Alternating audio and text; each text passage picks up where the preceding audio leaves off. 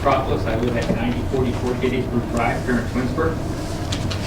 Earlier I passed out a memo to the members of the commission about my thoughts on the Twinsburg City Charter. I'm not going to read the whole thing to you. You can read that when you need to.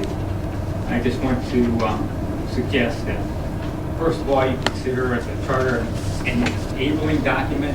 Don't try to get too specific with it. Basically, the city is required to perform functions, like a police function, but you don't do an organizational chart for the police department. You tell them how many officers they have, how many cruisers they have. The building department has changed over the years. Personnel is going up and down depending on the need here for the city for building inspectors. At one time, you had one full-time inspector and a couple part-timers. It went up, and went up again, and it came back down. So don't worry about getting too specific in running a department.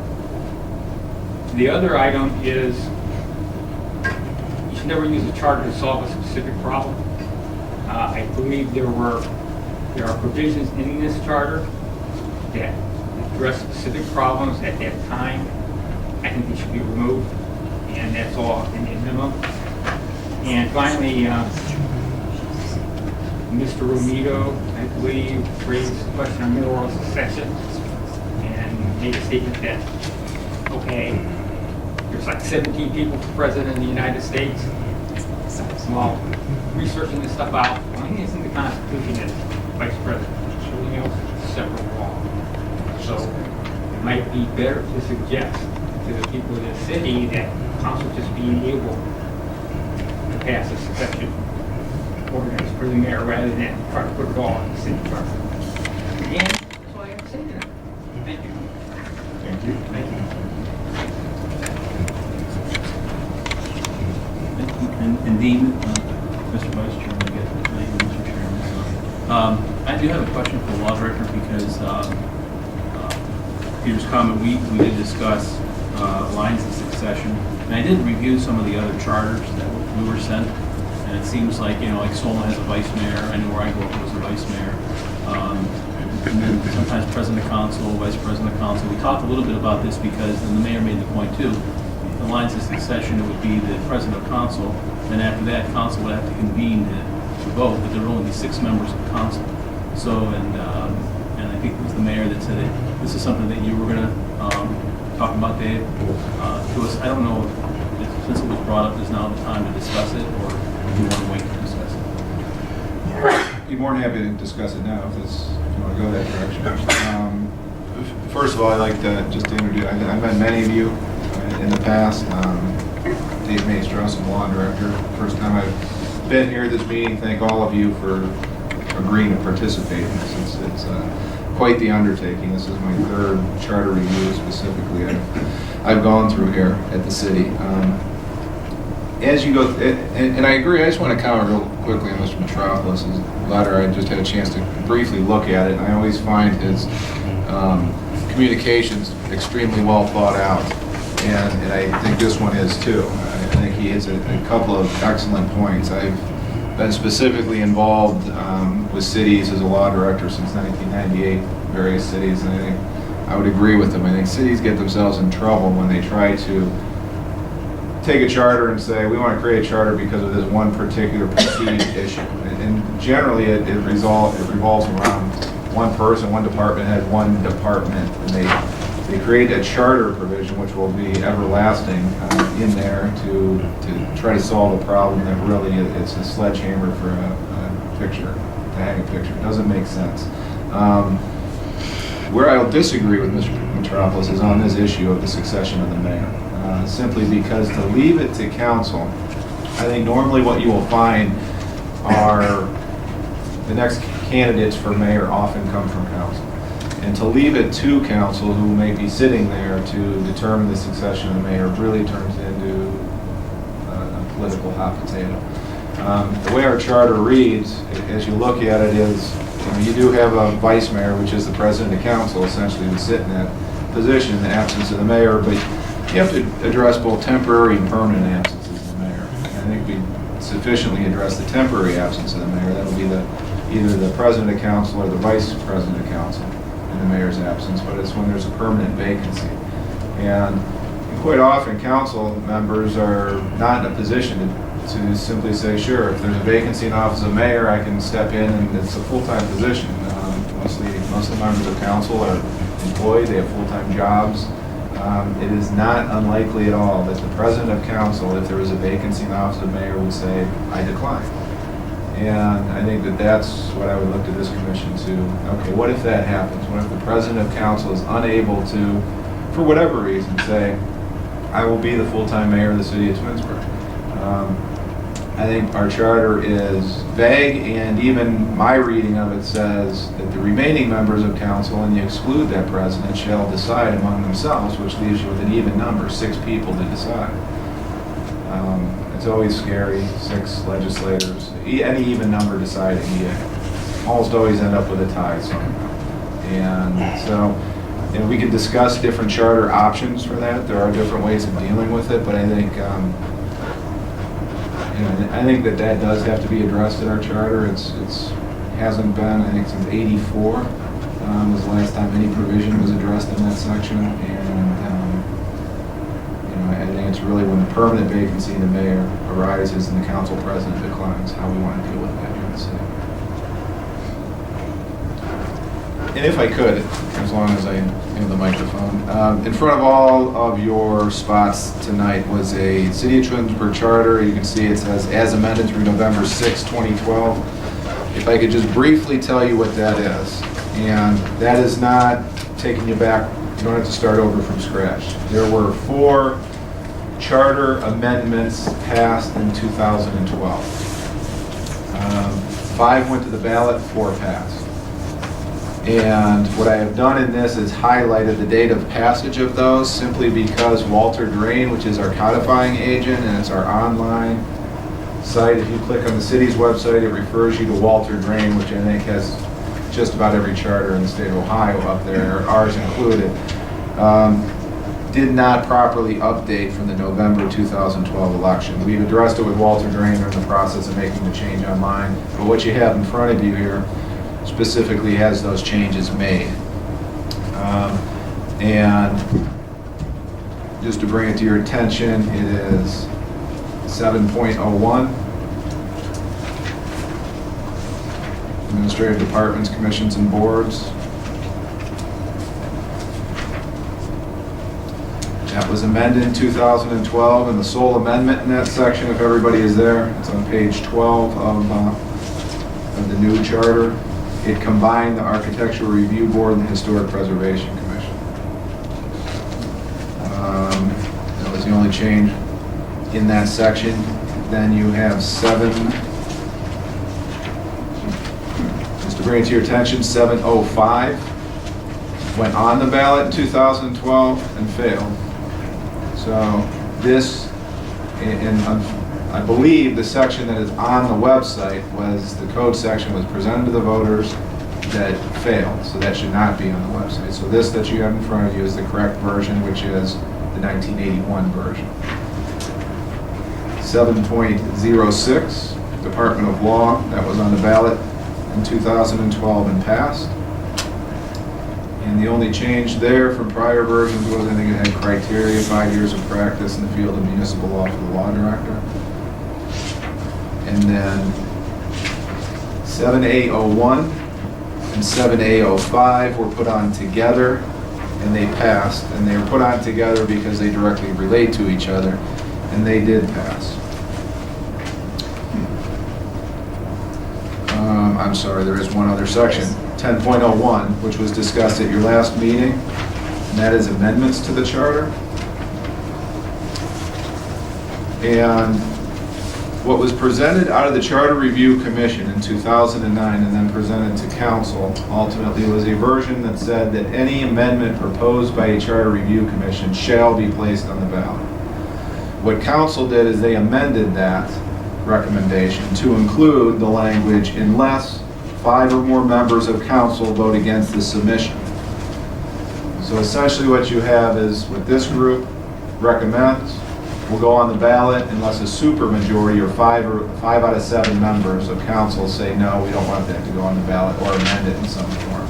So it's not a blanket, everything goes on. Council still has the ability, by way of a supermajority, to reject it or amend it. This was placed on the ballot in 2012, November 6, 2012, and passed. And I got all the election results from the Board of Elections. I brought them with me here today, so in case there's any question on any of these are the exact language that was on the ballot and what passed and what didn't pass. And that kind of brings you up to speed of what you had in front of you. I guess. Mr. Mistros? Yes. This is Jenny Spira. I have a question. Before this amendment by council, didn't the charter require that any changes proposed by the Charter Review Commission go to a vote of the people? It didn't require that. What it had was 3 ways for a charter amendment to be placed on the ballot. 1, by a vote of 5 or more members of council. 1, by charter review making the recommendation to council and council placing it on the ballot. And then 3 was by initiative petition.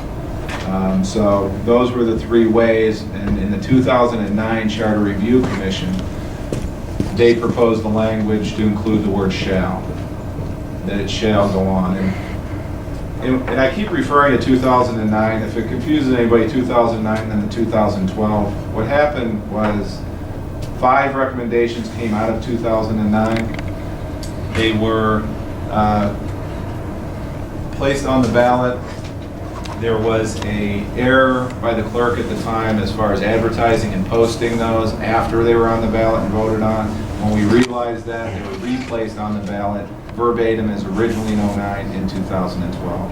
So that's why 5 years ago was the 09 Charter Review, and that's when they were on the ballot, but we had to put them back on the ballot in 2012.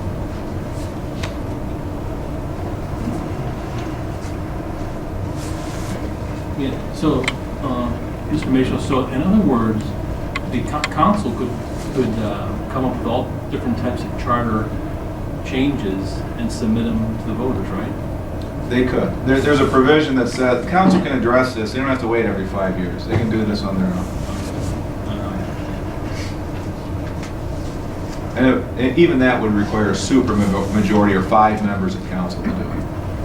Thank you.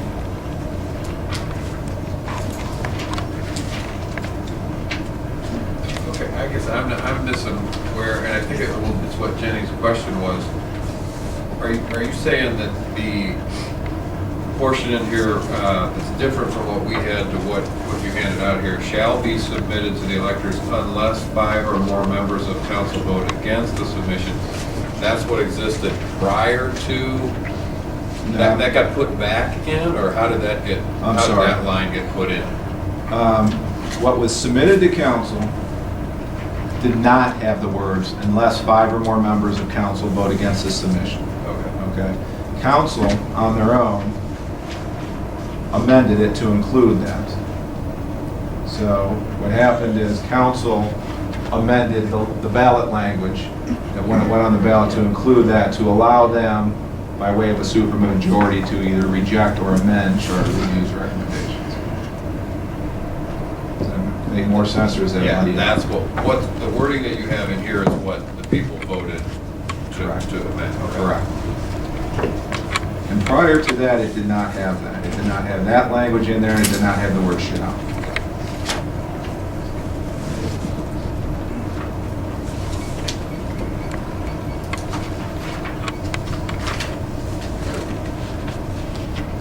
Okay, any other questions? There's some discussion about the old business in the last meeting. I know there was some highlighted areas. Mr. Detweiler brought something up about the limitation of rate of taxation. With Kathy, the mayor. Right. And she was going to, Mayor Prokop was going to bring the definitions to this meeting. I do have it. I left that in the office too. I'll go back there and I'll bring it back later.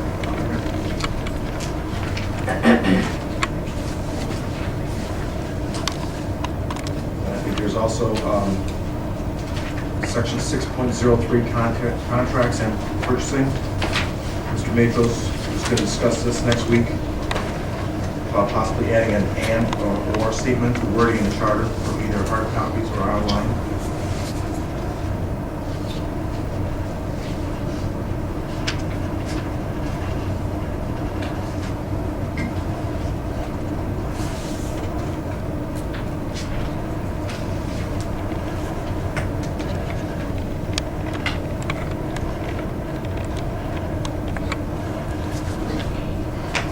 And then also, Mr. Maestros, there's a question on section 7.03, Department of Public Safety. There was some discussion about the language, about the interpretation. So the mayor can select a different director of public safety, or that the mayor is the director of public safety. Mr. Maestros, if you reference that back to section 4.5, A, in the second paragraph where it says, the Director of Public Safety, the Director of Public Service, and all appointed officers shall serve at the pleasure of the mayor, which I thought the language was odd on that, since the mayor is the Director of Public Safety. And she said you would be able to address that. I will, and I am, and I'm looking for it right now. There is a provision that states that essentially in the absence of a separately designated Director of Public Safety, the mayor shall serve as the Director of Public Safety. That's generally how it is in almost every municipality. The mayor is the Director of Public Safety. However, the mayor, for example, in the city of Cleveland, well, the larger cities, they designate somebody to serve in that capacity. But there is language in the charter to that effect. It's either in the, give me 1 minute and let me see if I can find it. To your point, Mr. Maestros, when I was reviewing some of the other charters, I think it was Solon, it says directly in there that the mayor is Director of Public Safety. But, I think it's pretty consistent. Right, I mean, that would be consistent that the mayor would be unless appointed, but the mayor does have that ability to appoint somebody. It just, I don't know if Twinsburg's ever had that appointment.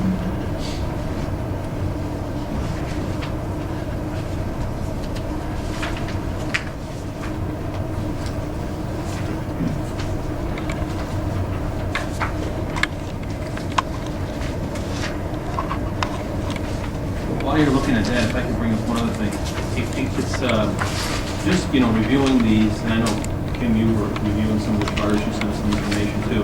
And so I was looking at some of the charters, and we discussed section 307 with meetings of council. And actually, every charter I looked at, I didn't see a charter that said that regular meetings would be scheduled like our second and fourth Tuesday of each month, when a regular meeting day falls.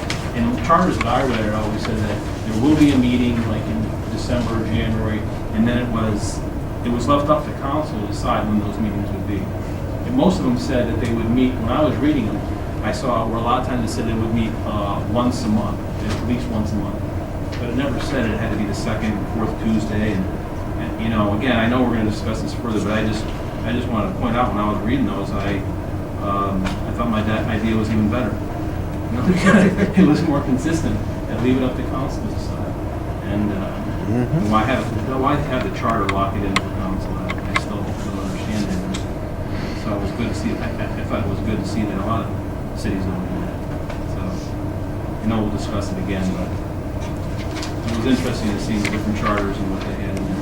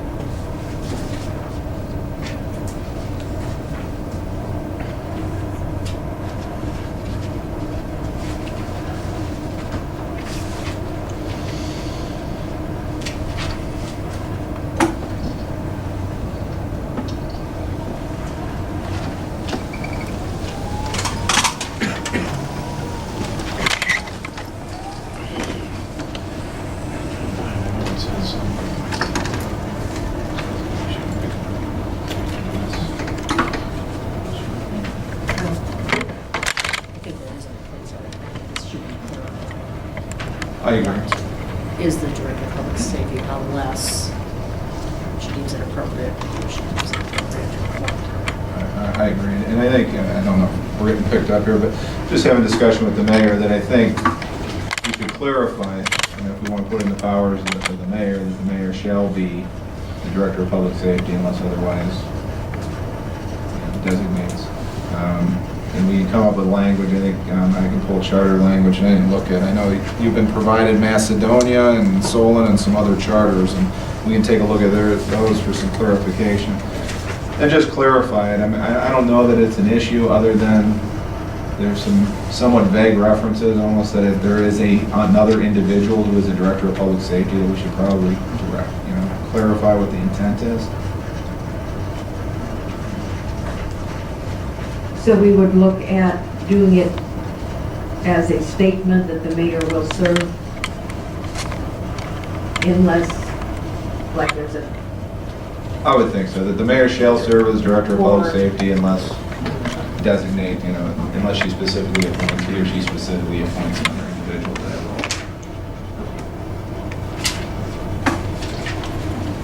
Yeah, I do agree, Jimmy, that it needs to be clarified, though. As I said, it always kind of nagged at me, but I understood the intent of it. Well, I think that's a problem a lot of times, though, is that there is an intent, and it may work right now, but 10 years from now, it might not. So I think clarifying it would be a good thing. I agree.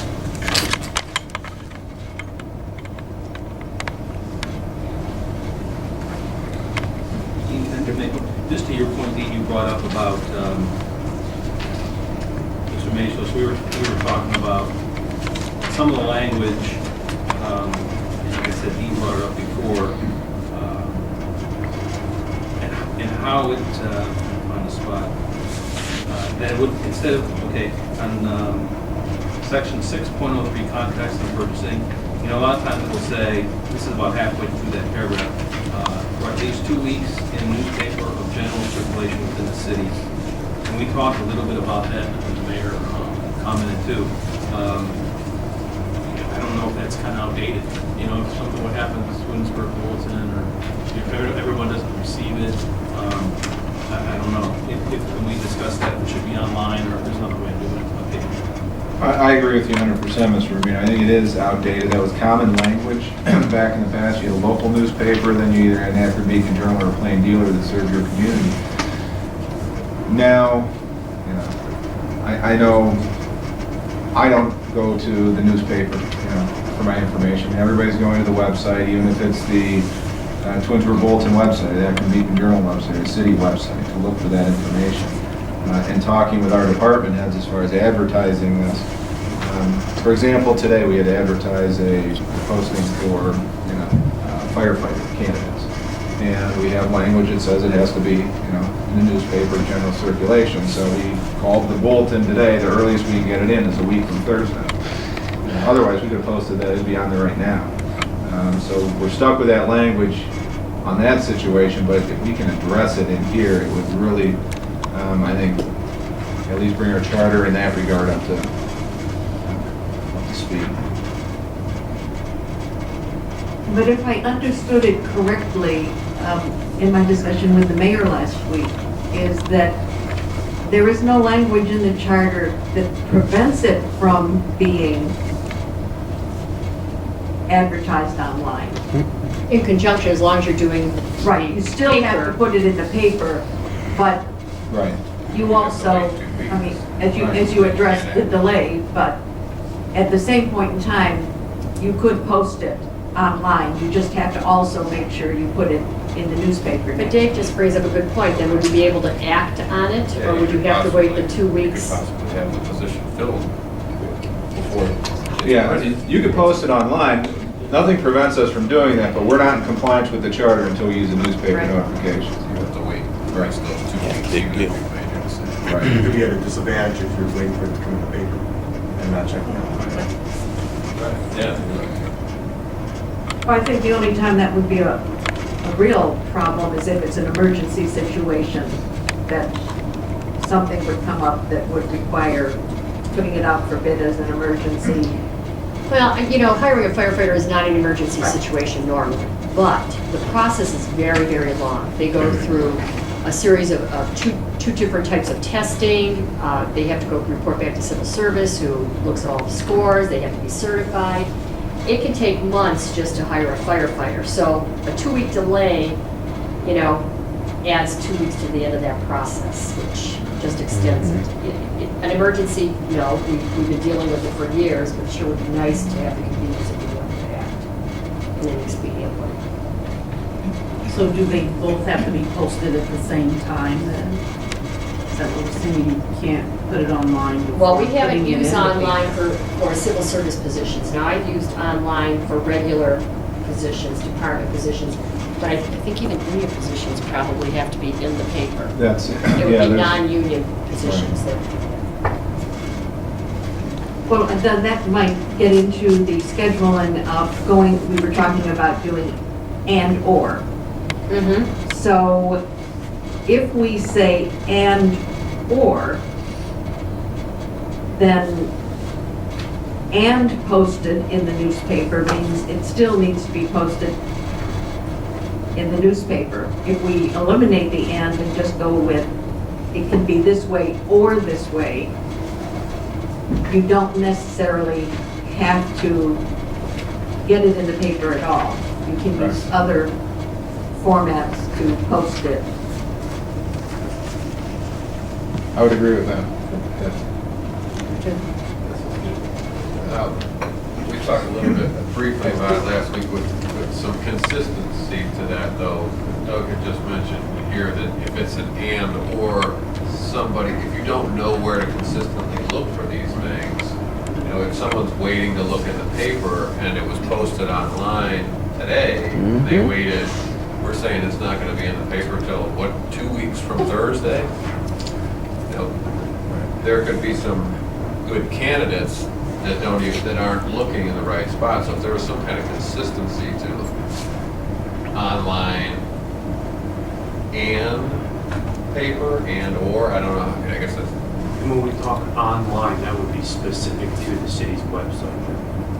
Right? Well, we could designate that. I know there's, for example, when we post bids for projects, and you post them in the paper, they get posted in the paper, you know, the advertiser, the section, the notice section in the back with a million ads, fine print, nobody really reads it. Unless you're a contractor, you read it first.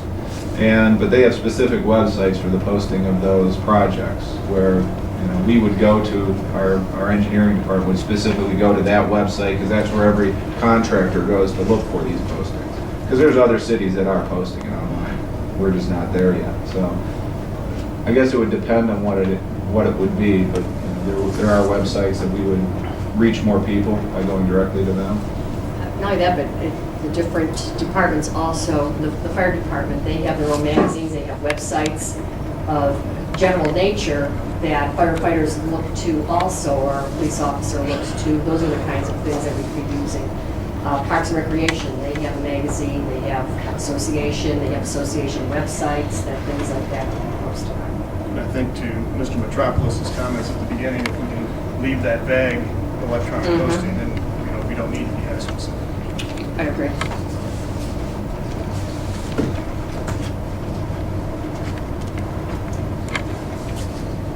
I mean, even if the language was along the lines of electronic posting specifically designed to reach the maximum number of candidates or people, I mean, that gives the department a little more direction. I mean, they want to do that, and that's the intent in the newspaper, general circulation. You're hoping it's reaching everybody, so.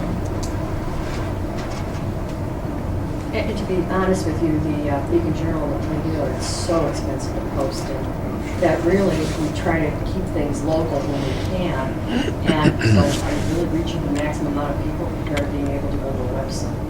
Well, and back to the word, I think it should be or for that very reason. Yeah. Why spend the money if you don't get much out of it? And it's so good. Spend any money at all. So I put it in here too. That's a little different because it says. Any other comments? It's just, it could be or, 603 contracts and purchasing. Mr. Maestos, I know there was one other issue from last week. Section 7.05, Civil Service Commission. Ms. Spira asked about the competitive group. Non-competitive group specified, but competitive group does not list anything. Non-competitive is the two classifications that are listed. Competitive is everyone else. We're just looking for some clarification. Are you asking, is that correct? No, what I brought up in the charter, when you look in the section in the charter, it lists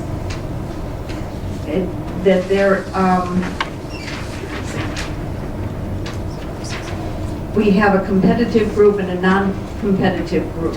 When you look in the charter, it itemizes the non-competitive group, but it says nothing about what the competitive group is comprised of.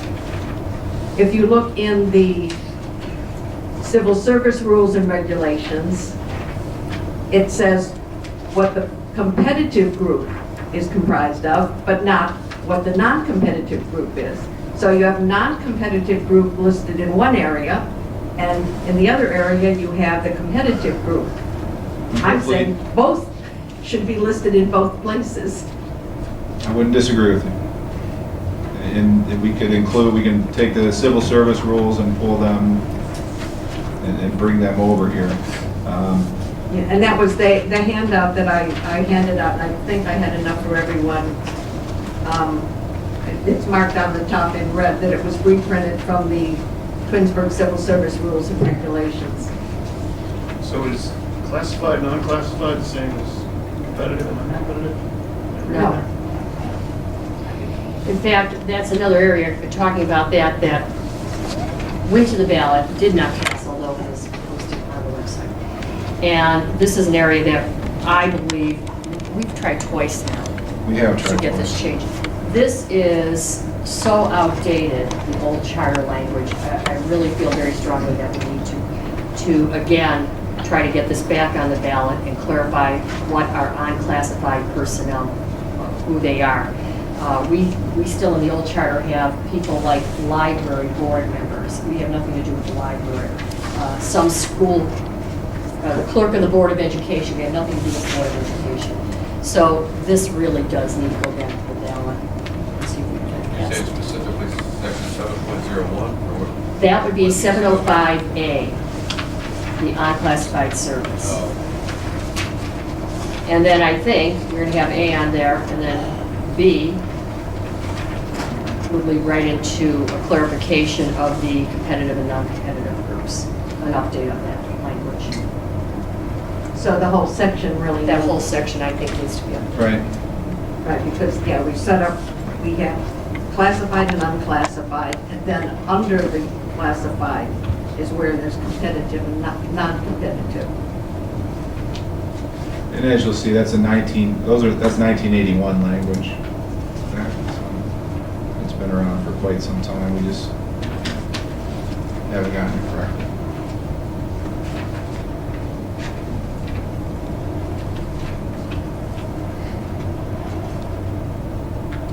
You know, I have another question too, that I was looking at, and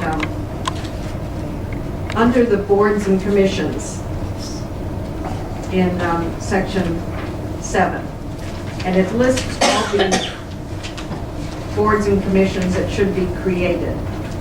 But then when you go farther in that section, some of the boards or commissions are given their own section with instructions and outlines, you know, appointed 5 members, 1 from each board. And some of the boards and commissions aren't mentioned anywhere, like capital improvement. Those boards were formed outside of the charter by ordinance. Council has the right to establish other boards and commissions. Okay. So instead of taking it to the ballot and having it voted on, they established those commissions by ordinance. Okay, but they are now Well, required by the charter. What you have is, if you see there 1 through 9, Right. separate boards and commissions established, and you're correct, that in the sections that follow, you have Department of Finance, Department of Public Safety, those charter boards and commissions are listed specifically. The other ones are in the code. In the city code, they set forth the terms of the members, the duties of the board, the authority of the board. They're all covered in our code if they're not covered in the charter. They are addressed. But once they are covered in the charter, shouldn't something be, it still is okay just to have it covered in the code? We require it, the charter requires all those boards and commissions. You know, city shall have the following commissions, board, I don't know why we list commissions twice, commissions, boards, and commissions. So it is listed there, so you do have to have the boards and commissions, but as far as the makeup, and Right. as long as we do cover that, we do it in the code, and each one of those has a separate code section. Right, because I was looking too, because specifically we were looking at parks and recreation, and we have a park and recreation board that is made up differently than some of our other boards Correct. and commissions because of this, the junior members. Senior members, yeah. No, oh, they have a senior member? Senior member and junior, and teenage. So those are all covered in the codes. Correct. I believe there might be some other one, but Civil Service, Planning Commission, and BZA, those are out, they're specifically called out in the charter, but I really believe that those are three other than Charter Review, which serves every 5 years though. You know, these are very, very important boards that we're looking at. The BZA is a quasi-judicial board, and Planning Commission makes recommendations directly to council regarding zoning, things like that, so. And it's been the flexibility of having them in the code. I mean, we're required to have them, but some of the things that we have done in the last couple of years, for example, are change the date of the appointment of the teen rep. Because what we were finding is we were locked into a teen rep in January, and then they graduate from school in June, and we go 6 months with nobody on there because now they're off to college or the summer. So we were able to go and have councilmatically change it because it's in the ordinances, they could change that to begin in June rather than January for the teen rep. And it gave council that flexibility to react. Where I agree with the mayor, I think in Planning Commission, BZA, these are in every city. It's important that, and I think that's probably why it's covered in the charter. These other boards and commissions came to fruition gradually at a later date. And some cities have them, some don't. They're depending on the makeup of the city. So you like capital improvement, you must now, based on the charter, Have one, yes. have one. You can't do away with it without a vote of the people, but having it in the code allows some flexibility. Whether they meet every week or 3 times a year, so those are the kinds of things that they can adjust by code. Okay, yeah, I was just, going through there and saying, this one's here, this one's not here, and You know, what's always irritated me about this section is, it seems to me that all the departments should be listed first, and then you deal with the commissions, and it's kind of right, and back and that forth. They too. listed some of the departments, and they jump to a commission, then back to a department. I just wish that it were more organized with the Right, section. right. I mean, and there are certain things that probably could be more technical details as far as the numbering and that, and the way they're set up. But the problem being the charter is, any change requires a vote of the people. Right. And sometimes it's just easier to leave it the way it is if it's not really a big issue. That's not right. That's not correct. The charter doesn't always have to go to the vote of the people. The council can amend the charter. Council can decide on their own to place it on the ballot. It still has to go on the ballot. Yeah, still, any change in the charter is good. The only thing that we can correct is if we find a typographical or clerical error in it that doesn't change the content. Thank you. So, Mr. Maestros, if there's something where it says boards and commissions, can you eliminate that second? Yeah, I would think that would be, fall under the Department of Redundancy Department. Do we have that on the board of Yeah, that'll be commission? it. It's like that.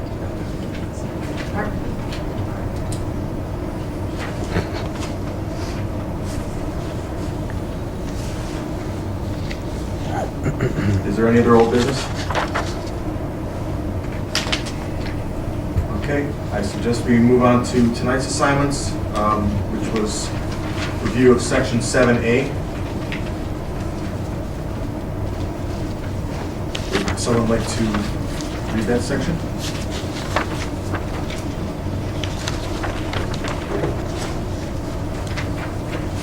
I guess I'll. I'll take it. Article 7A, correct? Yes.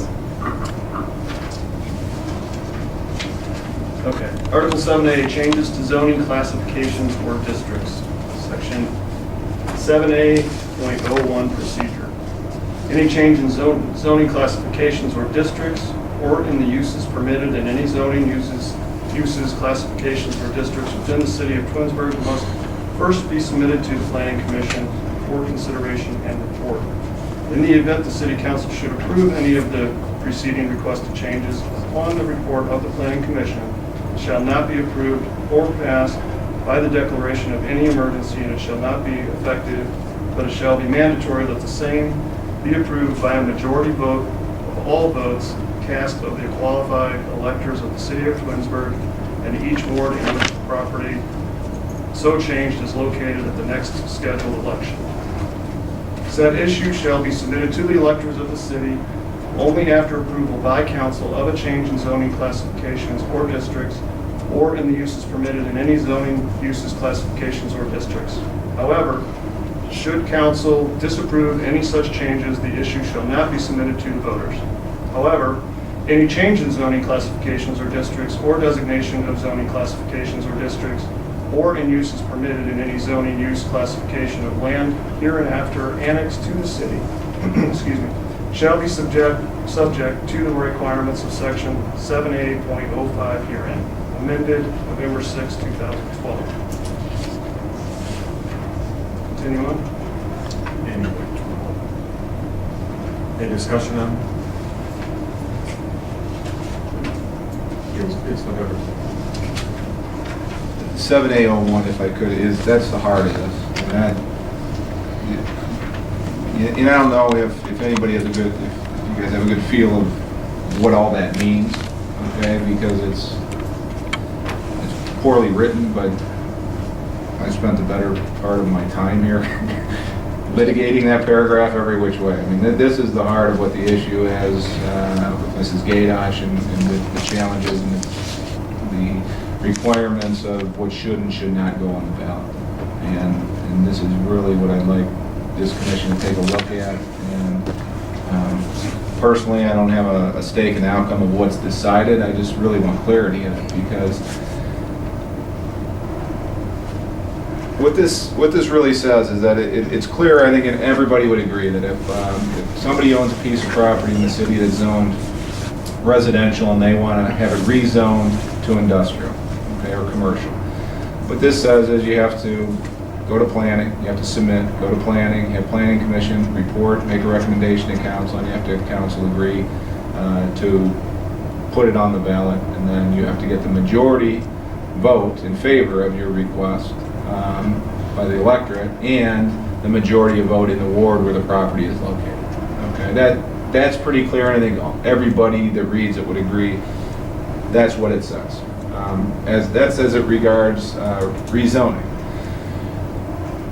What it also says is that if you are going to change permitted uses in any zoning, okay, and each of our zoning classifications has permitted uses, okay, C1, C2, C3. Here's the permitted uses of what the city would like to see in those classifications. Same with industrial, same with residential, from R1 up to a C5 mixed use district downtown, for example. And our code has uses, and they set them out. Florist, bakery, hardware store, everything that if you want to come into the city and this is what you want to open, you can see if it's a permitted use. So our code 7A01 also says if we're going to change that and add permitted uses to it, that's changing it, so therefore you must put that on the ballot. If you're going to prohibit certain uses that were currently permitted, you must put that on the ballot. I would say that, and Mrs. Gaydosh were here, that we would agree to all of that. Okay, where the disagreement comes, and I think where it's unclear in 7A01, is that if you're going to make changes in a certain district that don't relate to the permitted uses or prohibited uses and don't change the zoning, my position is it doesn't have to go on the ballot. For example, in our code, we say how wide a parking stall must be. It must be 7 feet unless it's handicapped, et cetera, et cetera. We also say anybody submitting plans must submit them on 11 by 17 paper, submit 15 copies, whatever it might be. There is a belief that because that's in our zoning code, and if we change any of those provisions, we must put those on the ballot. And that's this extreme of it, where I say, well, no, we clearly don't have to do that. But what about, for example, right now we have a case pending regarding building height. The Planning Commission recommended a year or so ago to increase or change the building height restricted in industrial districts. Okay? And what we had before was that you could have a building that's 35 feet tall is the building height restriction. Or you could build taller than 35 feet if you had sufficient setback. Meaning if you were had a large lot, you were well off the property, you could add 2 feet, or 1 foot for every 2 foot of setback you can find. So theoretically, you could build a 60, 70 foot building. What we found really over the course of the redevelopment of the Chrysler property is most of the new industrial uses are looking for buildings in the 45 foot range because they have these industrial cranes on the inside of the building. So Planning Commission, it was presented to Planning Commission, and Planning Commission recommended amending it from 35 feet to 45 feet in industrial districts only. Came to council, council agreed, made the amendment, and we enacted the amendment. A lawsuit was filed saying that that violated Section 7A01 because that changed the uses permitted inside that building. Meaning that if you were a warehouse and you could stack boxes 35 feet tall, now you can stack them 45 feet tall. And my position on behalf of the city is it doesn't change the use, it's still a warehouse. You can just do more warehousing inside the building. So we're, the city and opposing council have filed briefs, and that case is sitting on a judge's desk since September. I have no idea how the court will rule, but that whole case hinges on this paragraph. And what does it mean? And like I said, I don't have a vested interest other than I want clarity. So next time somebody comes to us and says, well, does this have to go on the ballot? We should be able to look right to 7A and say without question, yes, and without question, no. There's lots of case law and lots of years of law school and lots of litigation have gone into that last 10 minutes. So I understand it's a lot to throw at you, but I think Twinsburg has historically and will continue to historically hold on to the notion of any change regarding property and uses in that property should go to the ballot. I don't have a problem with that, but we have to have a line has to be drawn somewhere that if we're going to say we want you to, maintain certain trees, it shouldn't have to go on the ballot. I mean, there has to be some flexibility beyond the permitted uses, prohibited uses, and zoning from commercial to industrial to residential. All that's fair game. Everything else, I think, it's minutia. We're putting things on the ballot. Last year we had to put rain barrels on the ballot. Okay, I don't know if anybody remembers. We had rain barrels on the ballot because it was a new permitted use in certain districts. That's at some point in time it gets to the point of ridiculous, but our charter says that, so we did it. Mr. Mistros? Yes, ma'am. I believe that it does need some clarity. I find the paragraph a little confusing and vague in some areas.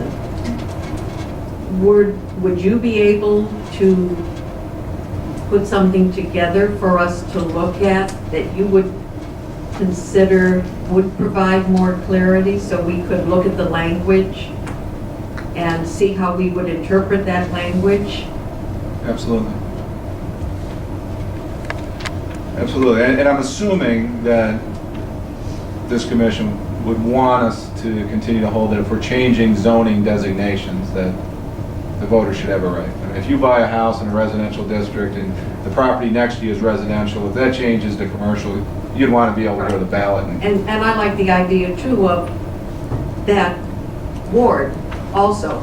Right. Because maybe I'm in Ward 4, they're going to do something in Ward 1. It's not going to affect me or my property values. But those are the people who really have the stake. So it's most important that the people in the ward where this change is taking place have a little extra ability to decide on that. They do, absolutely. One of the issues I see is as I read this, to Jenny's point, you know, I'm not an attorney, so it was confusing. So I went to some of the other charters and tried to read it, and to no surprise, they were just as confusing. Right. You know? And so I'm reading it through and I was looking at some of the other, thinking, well, maybe we can take, you know, I mean, Solon and Twinsburg in a sense, you know, there's a lot of industrial, and there's some similarities there, parallels. But, you know, I can't really tell if theirs is better than ours or, you know, by the language. No, and the problem that you run into, Mr. Ramirez, is these things have been added to and picked at over the years, and you get these things that are, you know, how many, I'm not sure how many times the word however appears in here. It's just poorly written, and maybe it's time we have it say what we want it to say, and we make it clear. And like I said, I'm not looking to change, I think, what the majority of everybody in the city believes or take away voters' rights. I just want to make sure that both council and the administration are clear of what does and doesn't have to go on the ballot. Because I truly do not believe that everything in our zoning code must be placed on the ballot if there's a change. It's simply, that would be illogical. So let's say what we want it to say. Do you think you'd be able to have something, a rough draft of something for us, say, within 2 weeks? Absolutely, yes. Because once we get done reading through the whole charter, then we'll be actually looking at the line items that we, you know, targeted here for review. So at that point, that would be a good time for us to have that, so we'd be able to discuss something that maybe is a little more readable. It's not a problem. I'll have it to you within those 2 weeks.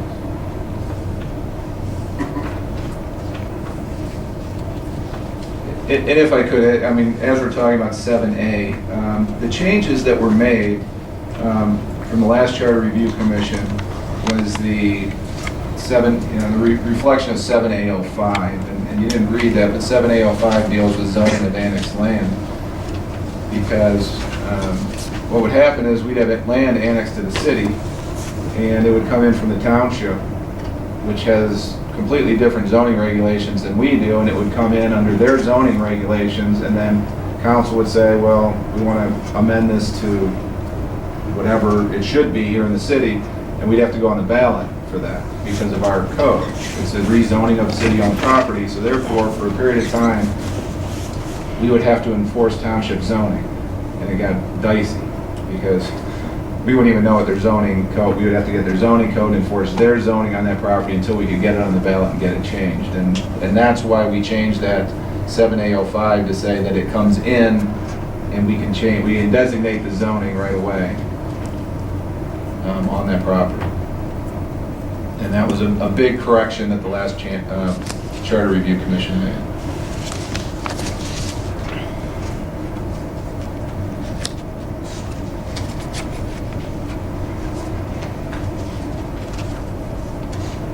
Any other questions?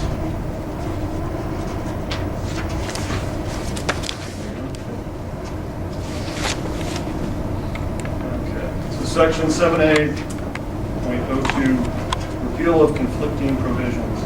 All ordinances, resolutions, proclamations, motions, and charter provisions inconsistent with this amendment are hereby repealed. It was added on November 2nd, 1982. Section 7A.03, severability. This amendment shall be severable, and if any section subsection, part, word, or application thereof is held invalid for any reason, such holding shall not invalidate or affect the force and effect of any other section, subsection, part, word, or application thereof. It was added November 2nd, 1982. 7A.04, publicly owned lands. Notwithstanding the provisions of this article, lands acquired by the City of Twinsburg, the Twinsburg Board of Education, or Board of Trustees of the Twinsburg Public Library shall, upon application of the acquiring entity, be zoned public facility districts by a majority vote of council following receipt of a report and recommendation from the Planning Commission, and shall be governed by the regulations of the zoning code pertaining to public facilities districts. Approval of the electorate of the city of Twinsburg shall not be required for such zoning change. Added November 5th, 1991. I'll pause there. Is there anything in those sections? Section 7A.05, zoning of annexed land.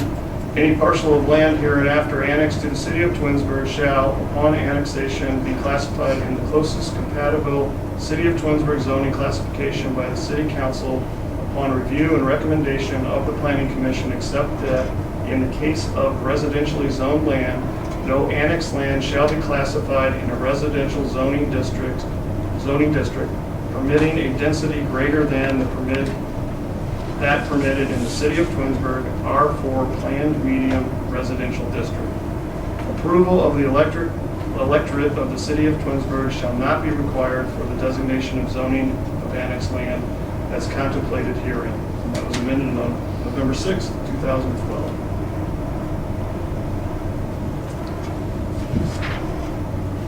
Any discussion?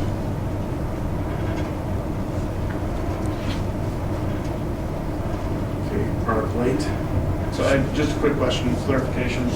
So when you're saying you're going to give us some ideas on a possible rewrite of 7A.01, that will also include 7A.05 as you referenced it? Or is there anything to be changed in that section if the first section is cleared up?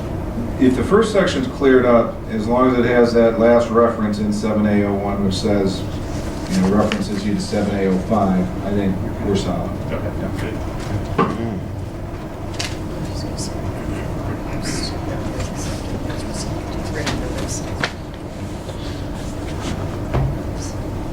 Where else they post, but No, Mr. Dave.